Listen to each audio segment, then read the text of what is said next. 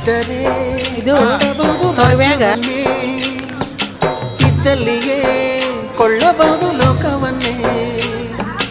ತಾಯಿಯ ದಯ ಹನಿಯು ಸಿಗುವುದೇ ನಮ್ಮ, ಕೋಟಿ ಕೊಟ್ಟರು ಅದನ್ನು ತರುವರಾರಮ್ಮ.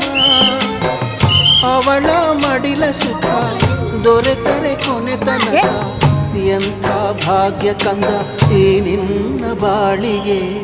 ಹೆತ್ತವಳು ಯಾರಮ್ಮ, ಹೊತ್ತವಳು ಯಾರಮ್ಮ, ಅವಳಿದೆ ಅಮೃತದೇ ಉತ್ತರವು ಇದೆಯಮ್ಮ. ಜಿಗಿದಾಡ್ತಾವ ಒಟ್ಟು